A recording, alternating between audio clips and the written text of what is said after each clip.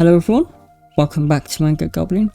I'm Trix of course, and today we're going to cover some news regarding the recent statements of Keshi Natsuo, the president of Kadokowa, which is a big industry that publishes light novels, manga, and that sort of stuff.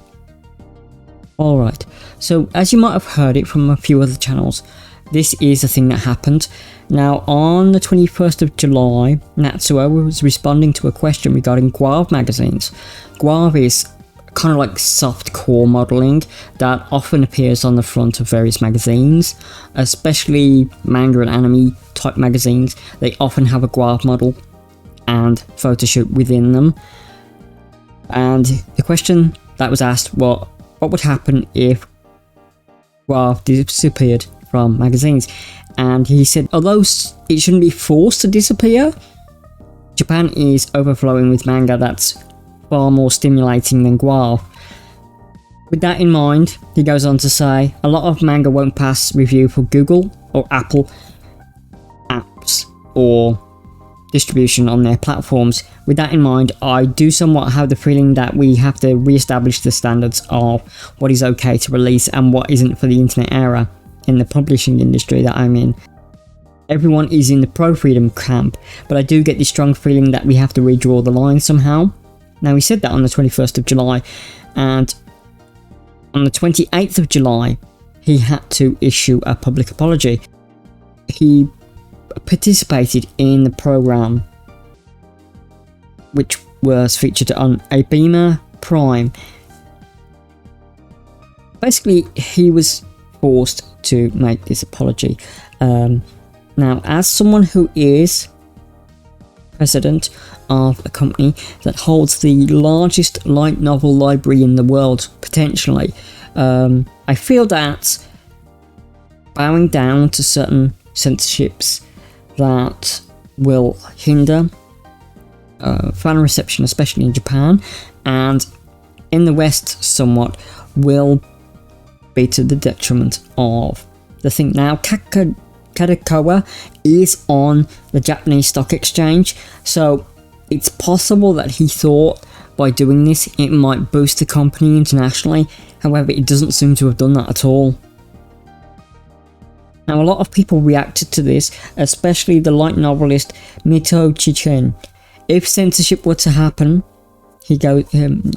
Mitiko says, then Japanese manga and anime would lose all their predominance. Manga and anime are well received abroad because they were created with freedom without consideration for what will do well there. It is quite dangerous for this kind of opinion to emerge from Kadokowa, one of the largest manga and light novel publishers. Ken Atsumo, who did Love Hina and Negima, he did not think Natsuo expressed his marks with seriousness or conviction to attempt convincing other publishers to censor their manga.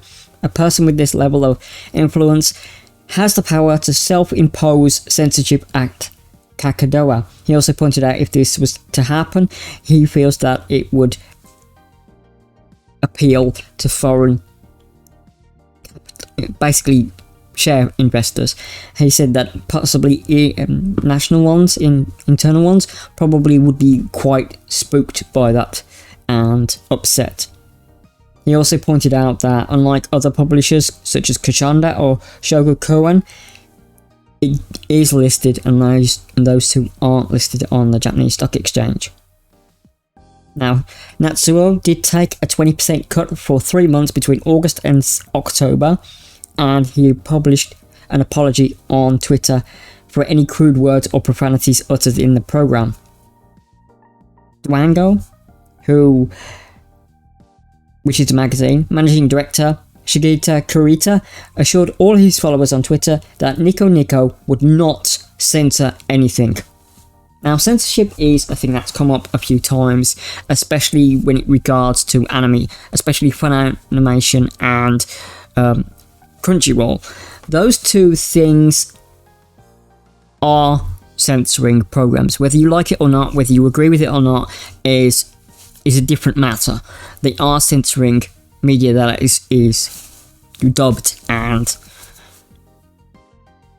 subtitled for the West. I will say that it's been going on quite a while, and although there has been some resistance to it, it is usually very minor. However, now it seems to be more common that people are resisting this censorship, and Japanese anime companies and manga companies are looking to self-publish their own for foreign markets, which is a good thing because that way we won't lose any of the context in manga and anime. Now, again, there are people pro and against this argument. However, if you look at recent comics such as I Am Starfire, such as others, you can see the vast differences in sales between that and, say, for example, an issue of Goblin Slayer, or, for example, an issue of My Girlfriend is a Show Bitch, or anything that you can think of when it's translated into Western without censorship or editing for a Western market. Now, I'm a big supporter of manga and anime because I used to be a big comics fan, but I kind of dropped off for a while simply because it started to not appeal to me anymore, and therefore I wanted, I basically didn't read anything for a long period of time, and then I started again. Manga and anime was always one of those things that was hard to get copies of, especially translated copies of. Now we're entering this sort of weird renaissance where there's a lot of groups scanlating or translating manga, and companies are actually translating manga because the scanlations and fan translations do so well. Now, I will always say if you can support an artist, please do so. I believe that if something's really good and gets a Western publication, or if you can find the Japanese copy and you want it, do so, because it would help that series flourish. But there we go. My thoughts on it are that there shouldn't be censorship. Obviously, things have to be age-gated for various ages. That's fine. You know, you don't want somebody reading a certain NTR hero at, 15 or 16. Maybe they will be, but it is, in my opinion, a little more adult for than that age group, but there we go. But there is lots of manga and anime content out there. It's not just the ecchi series, it's not just the violence and gore and whatever and guard models. There's a lot of content. There's a lot of wholesome stuff, such as Sweetness and Lightning, such as lots of them. One Piece isn't that bad, or Detective Conan, or anything like that. There's a vast range of them. There's also serious stuff, such as Otami no Tachi, or stuff like that. But there we go, that's just my opinion on it, and that's just the news. Now, I don't normally do that kind of stuff, but I thought, as a lot of creators were saying it, my channel tries to focus on one of those, a manga and anime, and so I thought it was worth commenting about, especially as Kadokowa, or Kadokowa, as it's sometimes called. Or, I'm not sure which one, because I've heard it pronounced both ways, has just recently opened the largest light novel library in the world, where you can go in, sit down, have a drink, and read one of the light novels that they publish while drinking and having a snack. It's basically a light novel cafe, and the largest one in the world. So I just thought it was a bit of a odd thing to say when they've just recently opened that. Anyway, thank you everyone for your time. Do take care of yourselves, and bye bye.